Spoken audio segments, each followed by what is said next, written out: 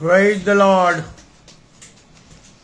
परमेश्वर की स्तुति हो जिसने सुंदर अवसर मुझे प्रदान किया कि एक बार फिर से हम ऑनलाइन प्रभु के चरणों में आए और उसके अद्भुत वचन में हम से सीखें और उसमें आगे बढ़ें। आइए हम प्रार्थना करें। अनुग्रहकारी दयालु पिता परमेश्वर, एक बार फिर से हम लोग तेरे चरणों के पास आते हैं। आपको हृदय से धन्यवाद देते हैं सुंदर समय के लिए, संगति के लिए जो आपने हम सबों को दिया है कि प्रभु जी हम तेरी महिमा करें। कितने लोग हैं जो इस दुनिया से कूच कर गए, लेकिन आपकी दया आपकी कृपा हम मनुष्यों पर बनी हुई। प्रभु जी हम जानते हैं इस अंत के दिनों में हमने प्रवेश कर लिया है। तेरी आत्मा हमारे ऊपर मंडला रही है। प्रभु जी हमारे हृदयों को खोल दीजिए, मनों को खोल दीजिए, ताकि हम तेरी गुण बातों को ठीक ठीक समझ सके। जो बाइबल में लिखा है वो रिवील करिए प्रभु जी, ताकि हम तेरा भय माने और प्रभु जी अपने जीवन तेरी आत्मा की अगुवाई में चला सके। भाई अनुपम डेविड के लिए, उनके परिवार के लिए, हमारे लिए, हमारे परिवार के लिए, और जितने भी ऑनलाइन जुड़े हुए या जुड़ेंगे उन सबों के लिए उन्हें आशीषित कर। हम सबों की सेवकाई पर आपकी आशीष का हाथ हो, ताकि प्रभु जी हम बहुत सारी आत्माओं को तेरे खत्तों में बटोर सके और तेरी महिमा करें, ताकि जब तू आए तो हम बादलों पर एक साथ उठाए जाए। इस विनती को सुनिए, ग्रहण करिए प्रभु यीशु ख्रीस्त के द्वारा, आमीन। कैप्शन में आपने देखा होगा 7वीं मोहर खोली गई। मैं आपके लिए पढ़ना चाहूंगा प्रकाशित वाक्य उसका 8 अध्याय और पहले पद से। जब उसने 7वीं मोहर खोली तो स्वर्ग में आधे घंटे तक सन्नाटा छा गया। तब मैंने उन 7 स्वर्गदूतों को देखा जो परमेश्वर के सामने खड़े रहते हैं। उन्होंने 7 तुरहियां दी गई। फिर एक और स्वर्गदूत सोने का धूपदान लिए हुए आया और वेदी के निकट खड़ा हुआ, और उसको बहुत धूप दिया गया कि सब पवित्र लोगों की प्रार्थनाओं के साथ सोने की उस वेदी पर जो सिंहासन के सामने है चढ़ाए।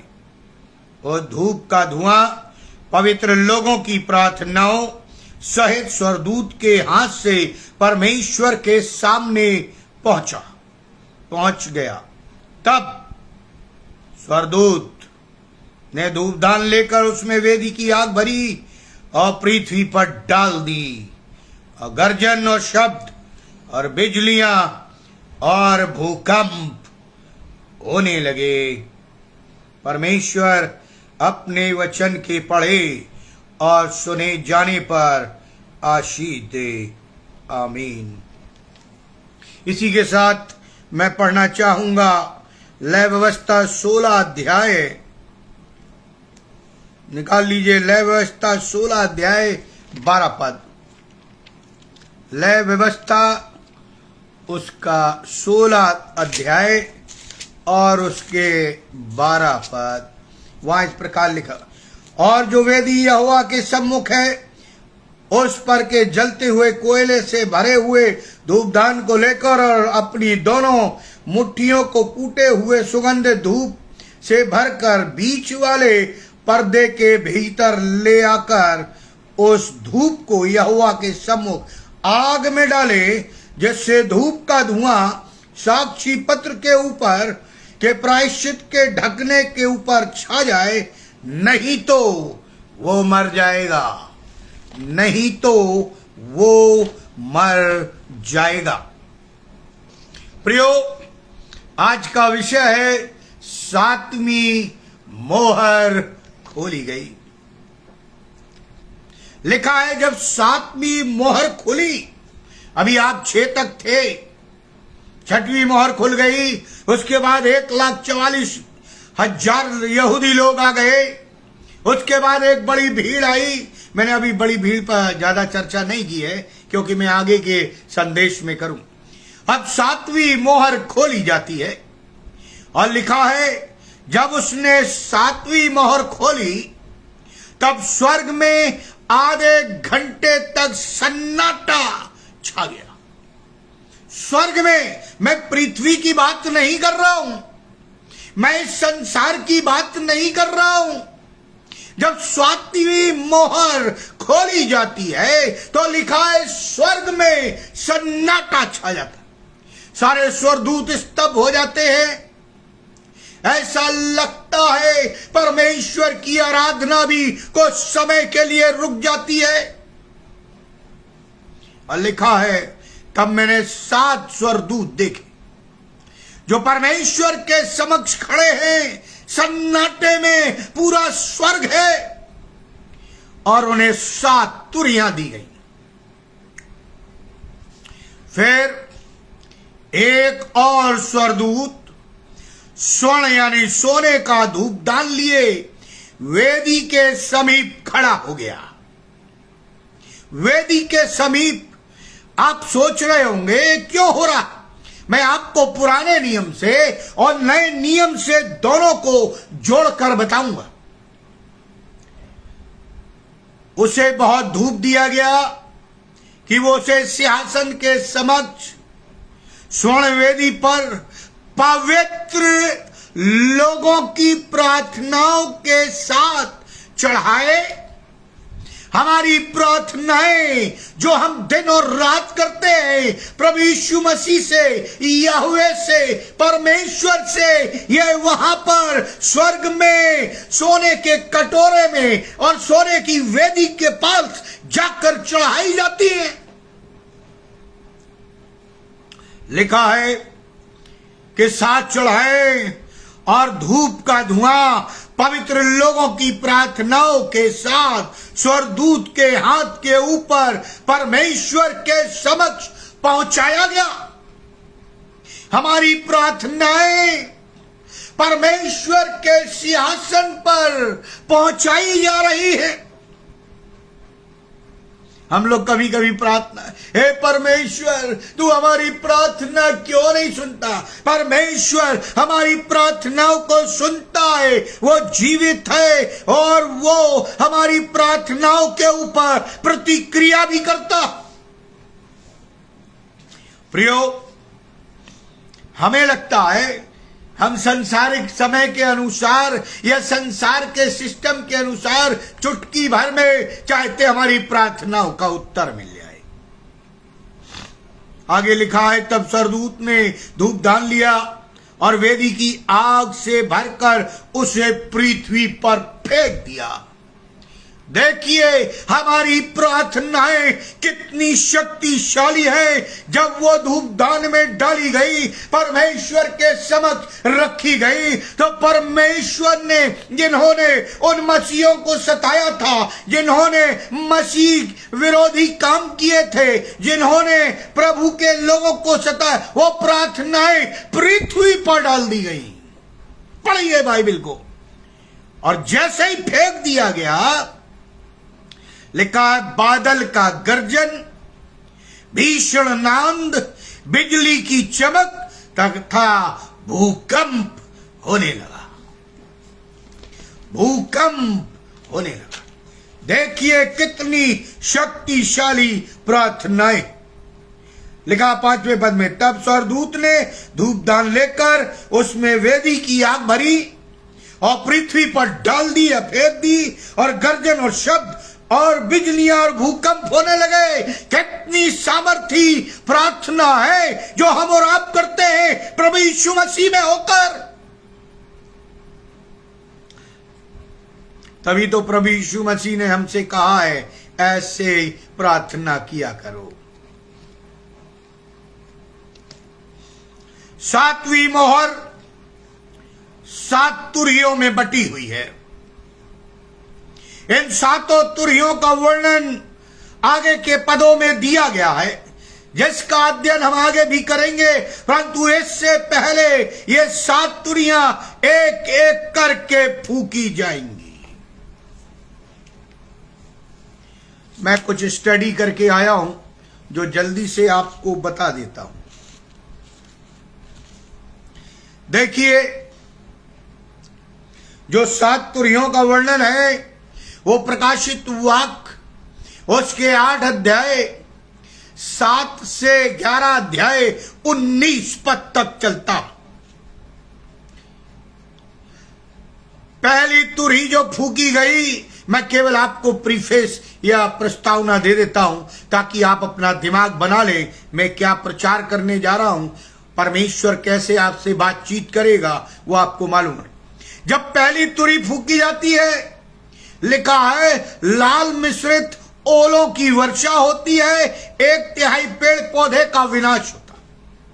दूसरी तुरही फूकी जाती है, तब आकाश से अग्नि पिंड गिरता है, 1/3 समुद्र को प्रदूषित कर देता। तीसरी तुरही फूकी जाती है, आकाश के से तारे गिरते हैं, 1/3 जल स्रोतों का प्रदूषण हो जाता। चौथी तुरही फूकी जाती है, अंधकार हो जाता है, सूर्य चांद तथा तारों का 1/3 अंधकार में पृथ्वी और ऊपर यानी जल थल और वायुमंडल अंधेरा छा जाता। पांचवी तुरही फूकी जाती है, दुष्ट आत्माओं का हमला और ये यातनाएं और लोगों पर प्रारंभ हो जाती जो महाक्लेश में।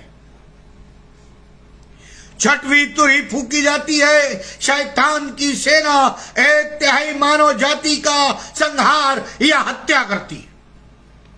और सातवीं तुरही राज्य की घोषणा और क्रीश के राज्य का ऐलान करती है। इन तारों को, इन तुरियों को आप याद रखिएगा जो मैंने कहा है। और उसके बाद कटोरे आएंगे, यानी 16 अध्याय से। चलिए आगे बढ़ते, क्योंकि कई लोग ये पुस्तक पढ़ते नहीं है तो उन्हें मालूम भी नहीं होगा क्या लिखा हुआ है, इसलिए मैंने आपको तुरियों के बारे में बता दिया। अब सुनिए, आधे घंटे तक अंधेरा छाया रहता है, आधे घंटे तक। इतना ही नहीं, सन्नाटा। अंधेरा तो ठीक है, लेकिन सन्नाटा, कोई आवाज नहीं, कोई स्तुति नहीं, कोई स्पंदन नहीं, कोई कंपन नहीं, कोई कुछ नहीं, सन्नाटा, पिन ड्रॉप साइलेंट। सन्नाटा तूफान से पहले का सन्नाटा, सन्नाटा, खामोशी प्रार्थना के लिए। जब हम परेशान होते हैं, जीवन में अंधकार छा जाता है, सन्नाटा छा जाता है, इसका मतलब है परमेश्वर कहता है मैं तुम्हें समय दे रहा हूं, प्रार्थना करो, पश्चाताप करो। इससे पहले कि भयंकर तुरियां, भयंकर विपत्तियां के संसार पर पड़ने की उद्घोषणा हो या परमेश्वर करे, परमेश्वर विश्वासियों के पास प्रार्थना का समय दे रहा है।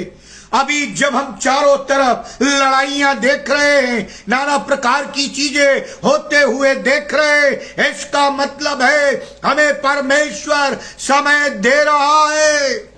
हम समय को बर्बाद न करें, हम समय को केवल चर्च में जाकर ताली बजाकर हालेलुया प्रेज द लॉर्ड करने से कुछ नहीं चलेगा। बाइबल कहती है परमेश्वर हमें समय दे रहा है, पश्चाताप करे, पश्चाताप करे, पश्चाताप करे। स्वर्गीय सेना थोड़ी देर के लिए रुक गई, सन्नाटा छा गया, आवाज नहीं आई, अंधेरा भी छा गया, ये देखने के लिए कि क्या होने वाला है, परमेश्वर क्या करने वाला है और भक्तों की प्रार्थनाओं का क्या परिणाम होगा जो हमने और आपने इस धरती पर रहकर प्रार्थनाएं की है। अब उसका असर क्या होगा, कहां होगा, कैसे होगा, कब होगा। शैतान भी हमारी प्रार्थनाओं से डरता है। जब हम प्रभु यीशु मसीह में होकर, पवित्र आत्मा की अगुवाई में होकर, बाइबल के वचन को क्लेम करते हुए जब प्रार्थना करते हैं, वो प्रार्थना नहीं जीवित वचन बन जाता है। जो कहते हैं वो होता है। हमारी प्रार्थनाएं कोई साधारण प्रार्थनाएं नहीं है। हमारी प्रार्थनाएं कोई बकवादी प्रार्थनाएं नहीं है। अरे इस प्रार्थना में इतनी सामर्थ्य है कि शैतान भी थर थर थर थर कांपता है। कहने से शैतान तो उस व्यक्ति के शरीर से निकल जा, वो निकल जाता है। बीमारी को आप हुक्म देते यीशु नासरी में होकर, वो अधिकार के साथ जिसने स्वर्ग और पृथ्वी का अधिकार दिया, बीमारी और शरीर भी और आज्ञाओं को मानते बीमार चंगा होता है, मुर्दे जियाए जाते हैं। हम जो प्रार्थना करते हैं वो इतनी मामूली नहीं है, मामूली नहीं है। एक और ध्यान देने योग्य बात, ये खामोशी स्वर्ग में है। आधा घंटा अंधकार छाया रहा, आपकी बाइबल में लिखा, और खामोशी छा गई। पृथ्वी में उथल पुथल है, लेकिन स्वर्ग शांत है, खामोश। पृथ्वी खामोश नहीं, जहां हम और आप अभी रह रहे। इस दौरान वे 7 तुरहियां तैयार की जा रही है परमेश्वर के प्रकोप को प्रकट करने के लिए, जो इस पृथ्वी पर आने वाला। हम तो एक एक्सीडेंट से घबरा जाते, हम तो बीमारी सुनकर ही घबरा जाते हैं,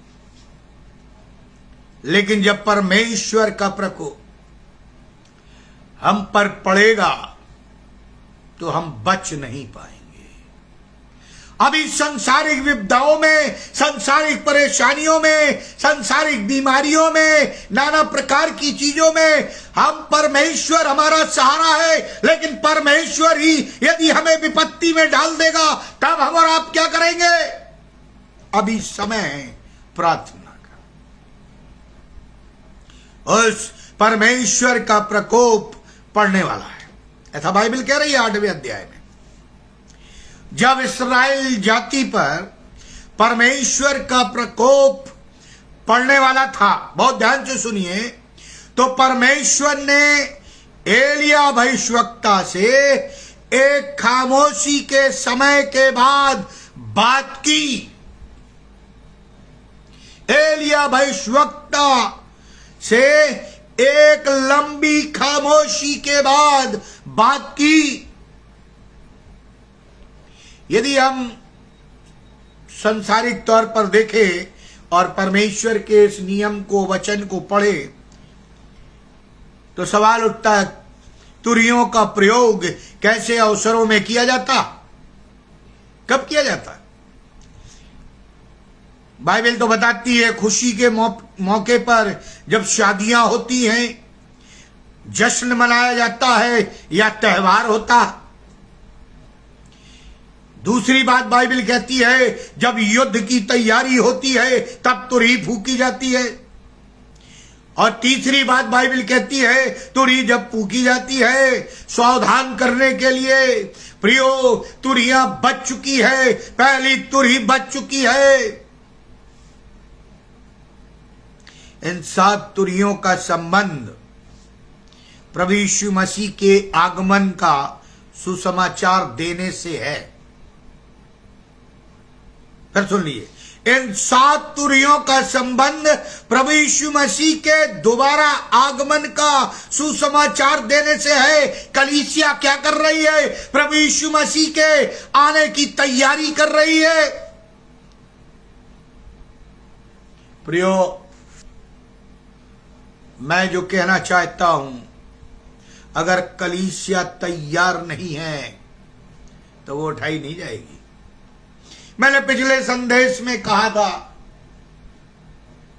अभी कलीसिया में बेंचें खाली है, लेकिन जब कलीसिया उठा ली जाएगी, प्रभु यीशु मसीह आ जाएगा, हमें ले जाएगा, तब ये कलीसिया खचा खच भरी रहेगी और ढूंढेगी उस शांति के राजकुमार को, उस जीवित परमेश्वर के पुत्र को। कहां है? बचा ले। पश्चाताप करेगी, रोएगी, समय निकल जाएगा।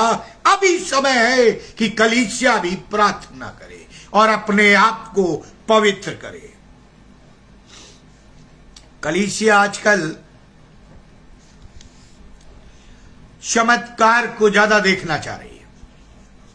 सुनिए ध्यान से, चमत्कार। बाइबल में तो लिखा है, धन्य है वे जो बिन देखे मुझ पर विश्वास करते, मेरी बातों को मानते।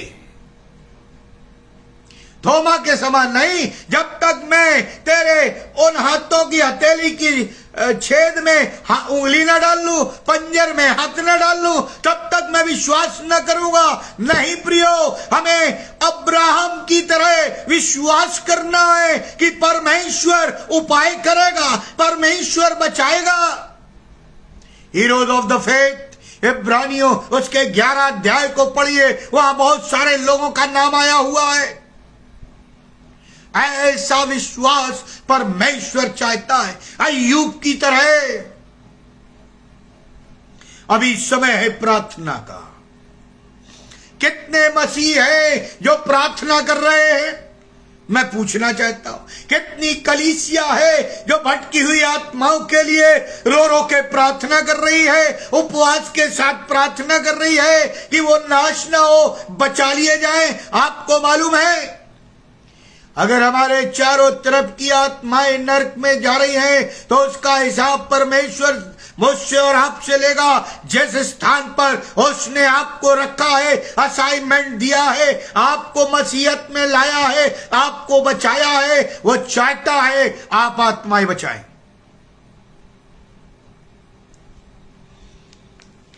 लेकिन कलीसियाएं तो आजकल इवेंट कर रही हैं, त्योहार मना रही है। वो तो कहता है, मुझे तुम्हारे तीज और त्योहारों से नफरत है, तुम मेरे आंगनों को पांव से रौंदते। हम कर क्या रहे हैं मसीही लोग? क्या कर रहे हैं? क्या हम आत्मिकता में बढ़ रहे हैं? क्या ये प्रभु का जो मंदिर है इसे पवित्र कर रहे हैं? कलीसिया विश्वासियों के समूह से बनी हुई है। अगर एक भी विश्वासी अपवित्र है तो कलीसिया पवित्र नहीं है। या तो हमारे लीडर ही भ्रष्ट। पवित्रता की तो बात छोड़ दीजिए। इसलिए अभी समय दिया गया इन 7 तुरहियों का संबंध मैंने आपको बताया प्रभु यीशु मसीह के दूसरे आगमन से।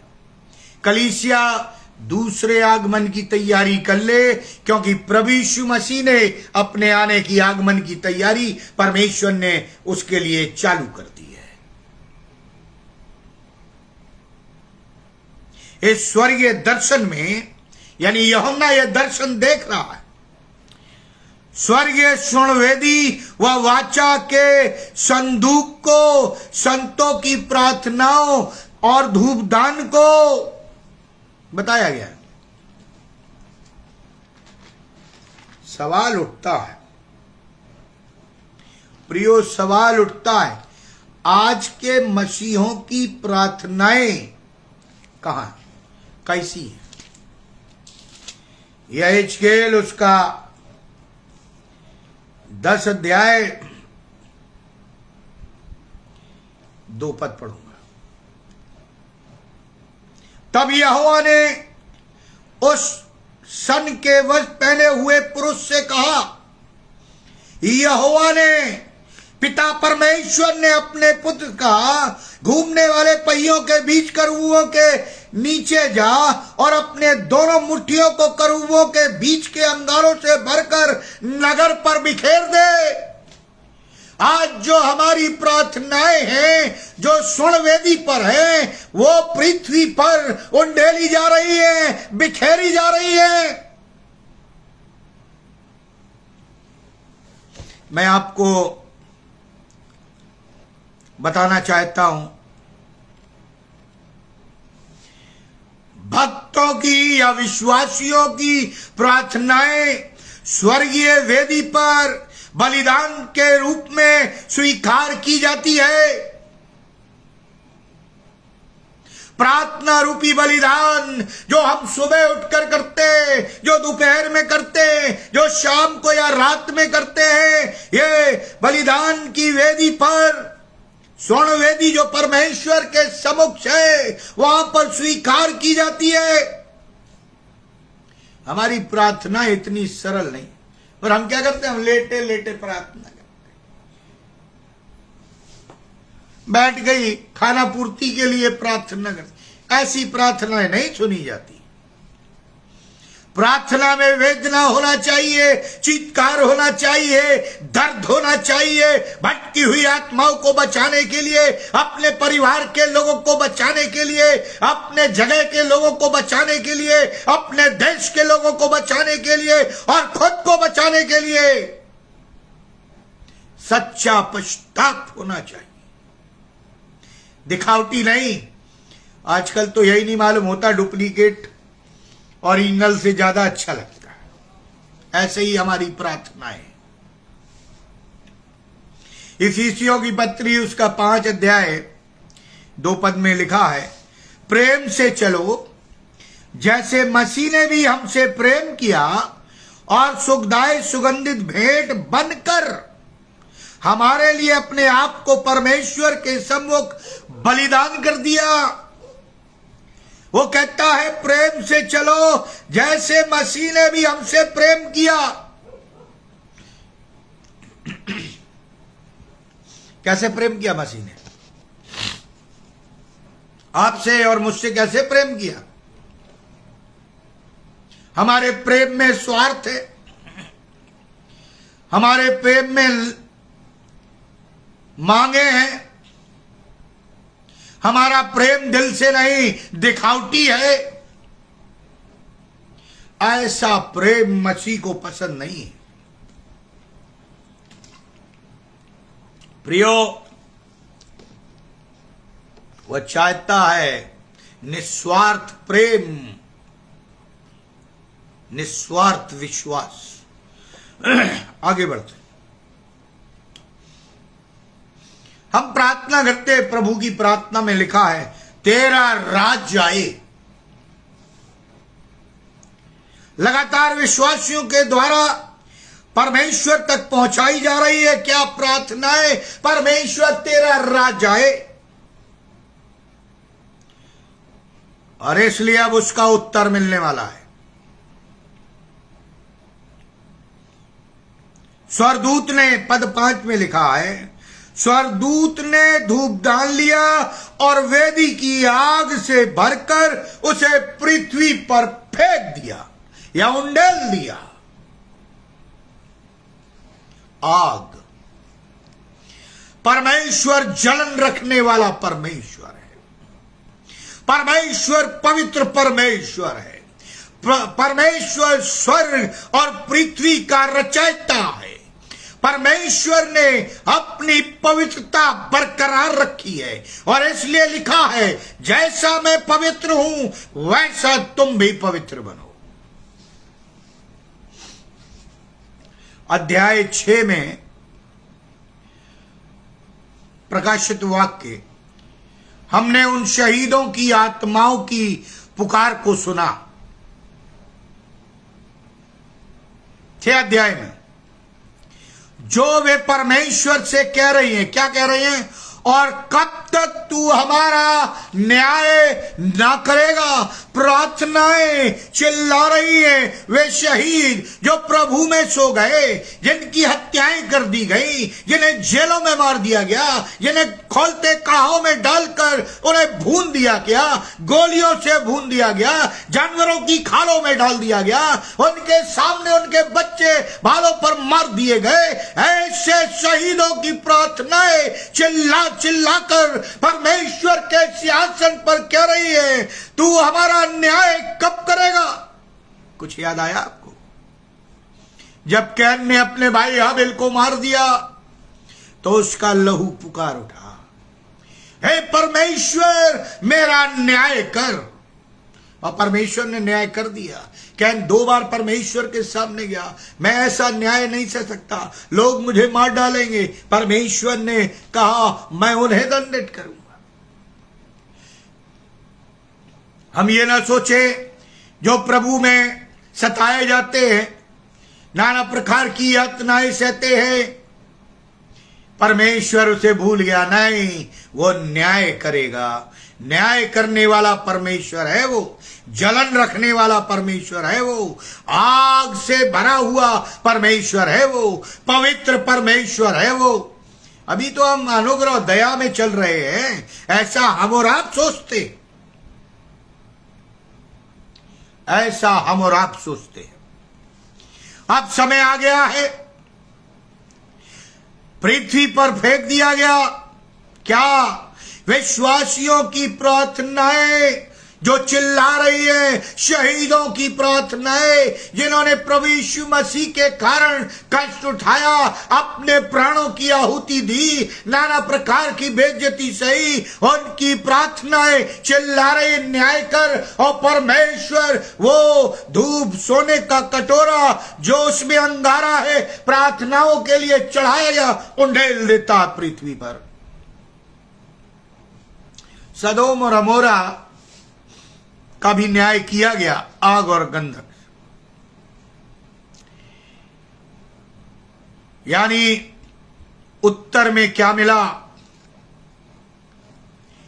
देखिए, जब ये धूपदान की आग पृथ्वी पर फेंकी जाती है या उंडेली जाती है, लिखा है बादल गरजने लगे, भीषण नांद यानी आवाजें आने लगी, बिजलियां चमकने लगी, भूकंप आने लगे।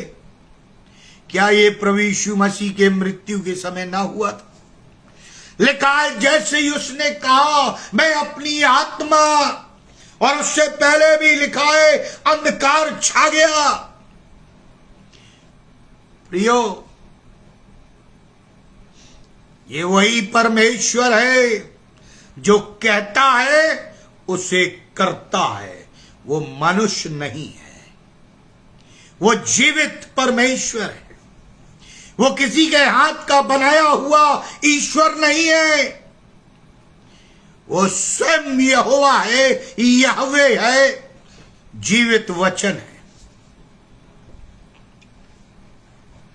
पृथ्वी के पापियों के लिए दंड का समय निश्चित किया गया है। जब तुरही फूकी जाती है तो लिखा है सन्नाटा छा जाता है। ये 7 तुरहियां सचमुच में निकट भविष्य में होने वाली 7 घटनाएं हैं, विपत्तियां हैं, दुख हैं, जिन्हें यावे या परमेश्वर जगत के उन लोगों पर लाएगा जो पश्चाताप करना नहीं चाहते, जो प्रभु यीशु मसीह को स्वीकार करना नहीं चाहते। आप क्या सोचते हैं? स्वर्ग कौन नहीं जाएगा? दारू पीने वाला, सिगरेट पीने वाला, जुआ खेलने वाला, गाली बकने वाला, व्यभिचार करने वाला। लिखा है स्वर्ग वो नहीं जाएगा जो प्रभु यीशु मसीह को या उसका इनकार करता है, उसके बलिदान को स्वीकार नहीं करता, यीशु को ग्रहण नहीं करता, वो नरक जाएगा, वो स्वर्ग नहीं जाएगा। शरीर में लिखा है जो कुछ मुंह से अंदर जाता है वो तुम्हें अशुद्ध नहीं करता। मैं ये नहीं कह रहा आप गलत काम करिए, नशा करिए और ये नहीं। बाइबल कहती है वैश्याएं हमसे और आपसे पहले स्वर्ग के राज्य में प्रवेश करेंगी। क्यों? क्योंकि वो सच्चे हृदय से पश्चाताप करेंगी। और यदि आप और मैं सच्चे हृदय से पश्चाताप करते हैं तो हम भी स्वर्ग जाएंगे। मैं पूछता हूं, क्या आपका नाम जीवन की पुस्तक में लिखा हुआ है? आगे बढ़ते हैं, समय बहुत तेजी से जा रहा है। 7वीं मोहर जो 7 तुरहियों के रूप में है, उन घटनाओं को दर्शाती है जो प्रभु यीशु के आने के दिन के बहुत निकट। लिखा ना, मैं द्वार पर खड़ा हुआ खटखटाता हूं। इस समय से परमेश्वर जगत की स्थिति का नियंत्रण अपने हाथ में ले लेगा। अभी तो शैतान को बोला कर जो करना तुझे, मुझे अपने लोगों पर विश्वास है, मुझे कलीसिया पर विश्वास है, मुझे अपने खादिमों पर विश्वास है, मुझे अपने लोगों पर जो सताए जा रहे हैं, प्रचार कर रहे हैं, उन पर विश्वास। बाय नेम परमेश्वर हमें और आपको जानता है, हम पर विश्वास करता है। कहीं हम उसका विश्वास तोड़ तो नहीं रहे संसारिकता में रहते हुए।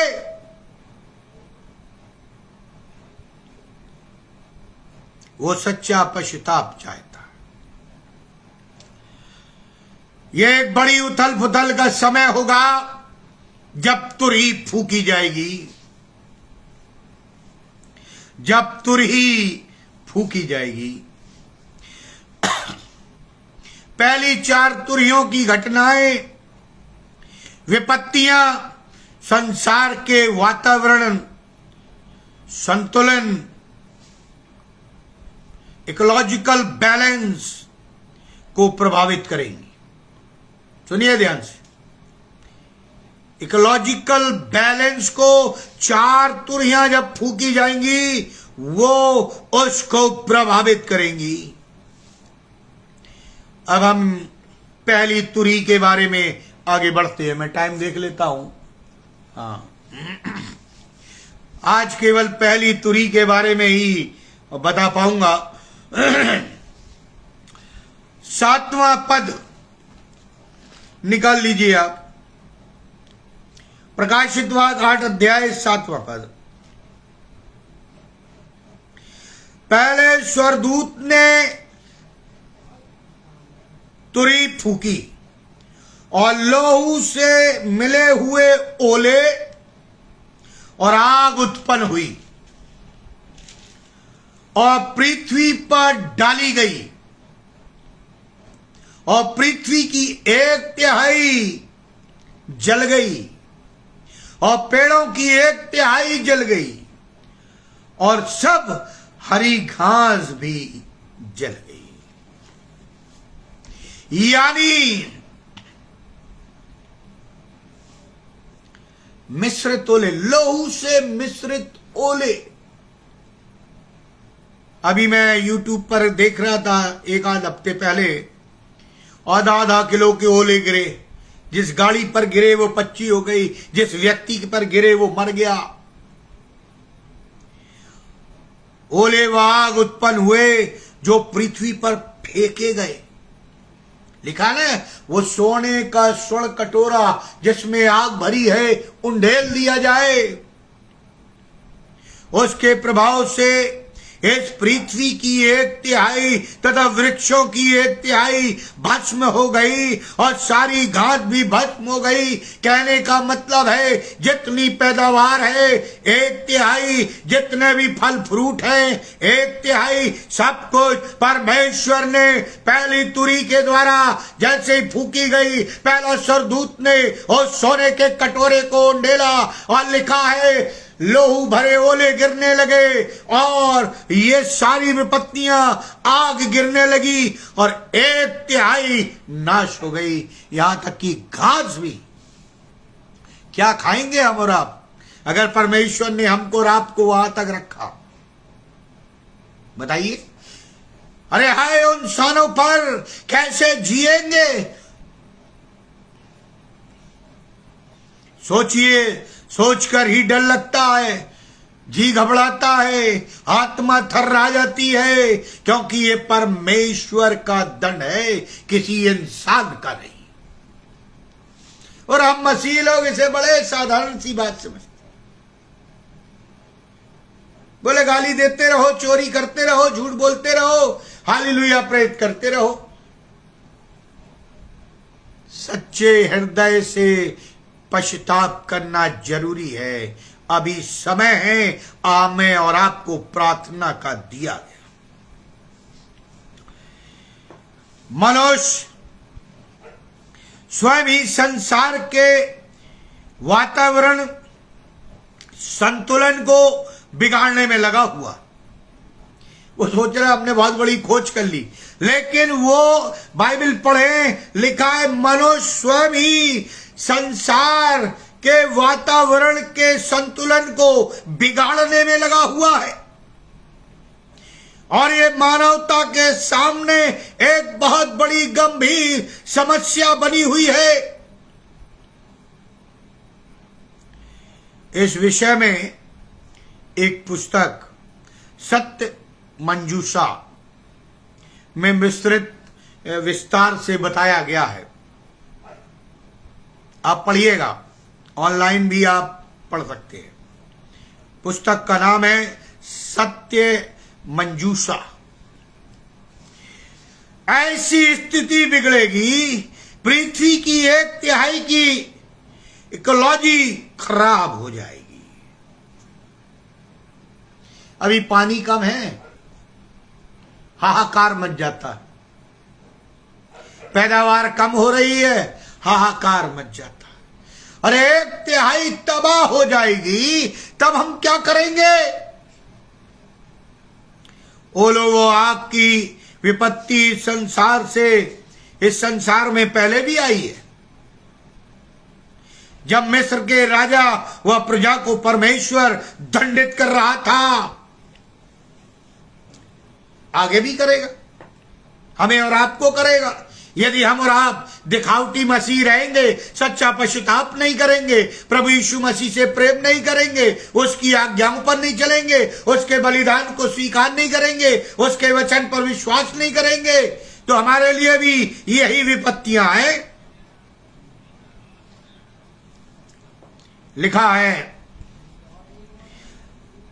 तब मूसा ने अपनी लाठी आकाश की ओर उठाई और यहोवा ने गर्जन से वह ओले भेजे और पृथ्वी पर आग गिरती रही और यहोवा ने मिस्र देश पर ओले बरसाए। अतः ओले गिरे और ओलों के साथ आग मिली हुई थी और ऐसी भयंकर ओला वृष्टि हुई जैसे कि मिस्र देश के बसने से लेकर उस समय तक कभी नहीं हुई। और सारे मिस्र देश के मैदान में जितने मनुष्य और पशु थे सब ओलों से मारे गए और ओलों में सब पौधे मारे गए और मैदान के सब पेड़ टूट गए। केवल गोशेन जहां इसराइली थे, देश में जहां इसराइली रहते थे, ना तो आग गिरी और ना ओले बरसे। निर्गमन 9:23-26 आप पढ़ सकते हैं। उसी देश में, उसी जगह पर एक जगह ओले गिर रहे हैं, एक जगह परमेश्वर का कहर टूटा है, एक जगह आग गिर रही है, सब कुछ तबाह हो रहा है। लेकिन गोशेन में जहां इसराइली रह रहे उजियाला भी है और ना आग गिर रही है और ना ओले गिर रहे हैं। गिदोन का उदाहरण मुझे याद आता। गिदोन जब अपने गेहूं को, जौ को फटक रहा था, तब एक दूत आया और बोलता है, मैंने, परमेश्वर ने तेरी प्रार्थना सुनी है और वो तुझे संभालेगा। वो कहता, क्या चिन्ह होगा? उसने कहा, मांग ले, जो मांगना मांग ले। उसने कहा, आज रात मैं भेड़ की खाल का ऊन बिछाऊंगा और सारी ओस उस पर गिरे और बाकी जगह सूखी रहे। ऐसे ही हुआ। फिर दूसरे दिन उसने कहा, एक बार और, अब इस खाल पर या ऊन पर ओस न गिरे, बाकी सब जगह गिरे। ऐसा ही हुआ। पर यह वो जीवित परमेश्वर जिसके कहने से सारी सृष्टि हुई है, केवल उसने अपनी समानता में हमें और आपको बनाया है, अपनी हथेली पर हमारा और आपका चित्र खोदा है। वो हमसे प्रेम करता है, वो चाहता है सारे लोग बचा लिए जाएं। जल्दी से आगे बढ़ूंगा। पहली तुरही की विपत्ति में खून भी मिला होगा। मिस्र विपत्ति से भी अधिक भयानक होगी। जो मिस्र परमेश्वर ने विपत्ति भेजी थी, उससे भी भयानक विपत्ति होगी। बहुत भयानक विपत्ति होगी। लेकिन हम मसीही लोग हाथ पर हाथ रख के बैठे हुए हैं, यीशु मसीह आएगा, यीशु मसीह आएगा। तैयारी कर नहीं रहे। खाने पीने, मौज मस्ती, त्योहार मनाने, घूमने फिरने में लगे हुए हैं। आत्माएं बर्बाद हो रही हैं। परमेश्वर हमारी प्रार्थनाओं में दमी नहीं है, क्योंकि हमको इस पर विश्वासी नहीं है। केवल हम लोगों को दिखाने के लिए बाइबल पढ़ते हैं, चर्च में ले जाते हैं और वापस आ जाते। इस पर चलने की चेष्टा नहीं करते। यही कारण है कि आजकल के मसीही डरपोक हैं।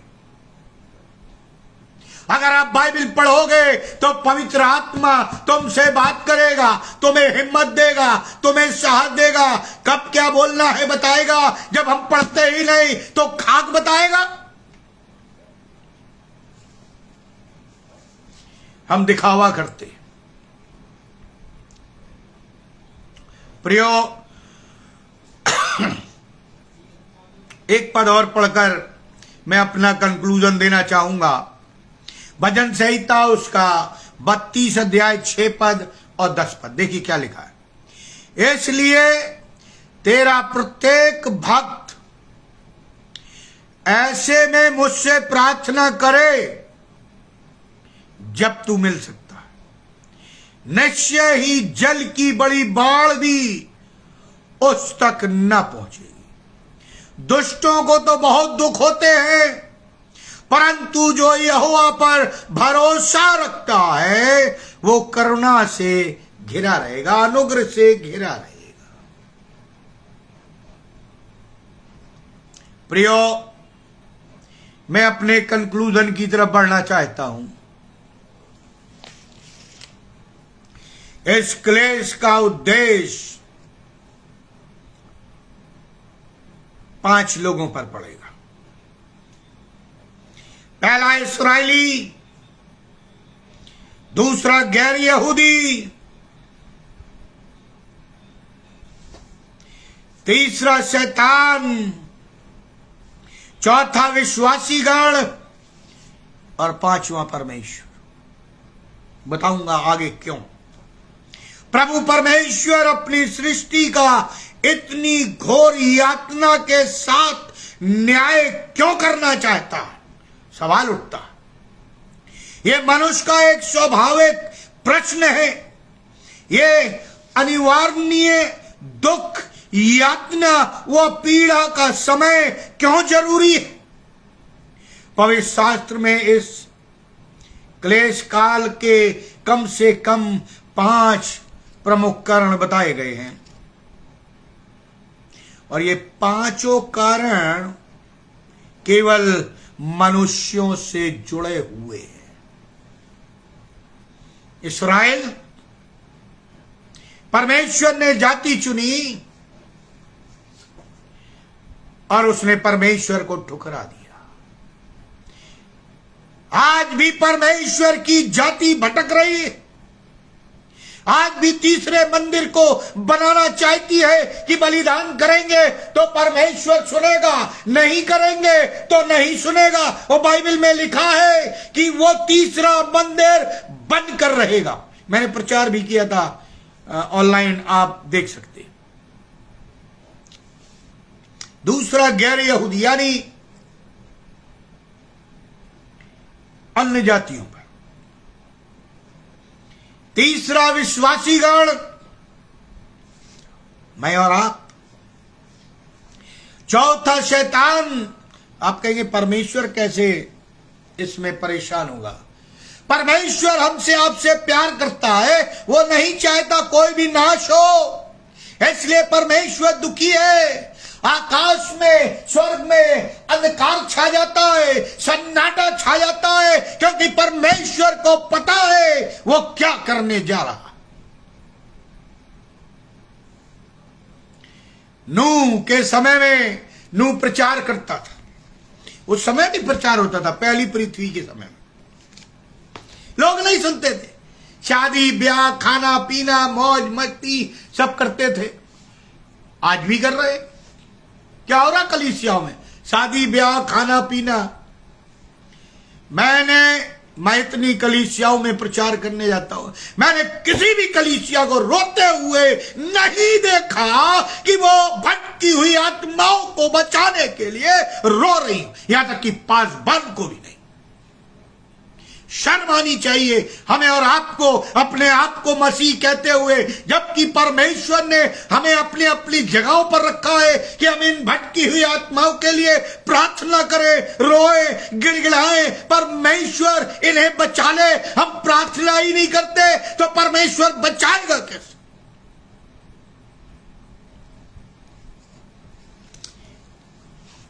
यिर्मयाह कहता, काश मेरा सिर जल ही जल होता और मैं भटकी हुई आत्माओं के लिए रोता और प्रार्थना करता। तेरा भार, ये यिर्मयाह की पुस्तक में आया है। भटकी हुई आत्माओं के लिए मैं प्रार्थना करता और रोता। अंत में कहना चाहूंगा, प्रियो, जो कुछ भी बाइबल में लिखा है वो घट रहा है, घट रहा है। मैंने आपको बताया था, परमेश्वर इस्राएलियों को भी घुटनों पर ला देगा। अभी तक वो अपने बंधक नहीं छुड़ा पाए। कुछ छूट गए, कुछ मर गए, पूरे नहीं छुड़ा पाए। क्यों? उन्हें यहोवा से ज्यादा, उन्हें परमेश्वर से ज्यादा अपने हथियारों पर, अपने पैसों पर, अपनी काबिलियत पर भरोसा, इसलिए तो नहीं छुड़ा पाए। आज भी इस्राएली प्रभु यीशु मसीह को नहीं मान रहे। और जो कहकर मैं समाप्त करना चाहता हूं वो ये है, प्रियो, स्वर्ग में क्रीस के न्याय आसन एवं मेमने के विवाह उत्सव संबंधी बातें आगे होगी, लेकिन जो समय में आपको बताने जा रहा हूं, क्लेश अवधि के बारे में पवित्र बाइबल स्पष्ट रूप से लिख देती है। दानियल की पुस्तक उसका 9 अध्याय 27 पद में, 1 सप्ताह के लिए तो वो बहुतों से दृढ़ वाचा बांधेगा। यहां प्रयुक्त सर्वनाम शब्द है वो भावी क्रिस्त विरोधी के लिए इस्तेमाल हुआ है, जो इस्राएल के साथ साथ 7 वर्षीय संधि स्थापित करके यरूशलेम के यहूदी मंदिर में भेंट बलिदान चढ़ाने की अनुमति देगा। और इस संधि पर हस्ताक्षर की घटना को ही समानता इस 7 वर्षीय क्लेश काल या दानियल के 70वें सप्ताह की शुरुआत माना जाता है। आगे चलकर 7 वर्ष बाद में जिस घटना के द्वारा यह क्लेश समाप्त होगा, क्रीश का द्वितीय आगमन होगा। प्रकाशित वाक्य 19 अध्याय 11 से 21 पद।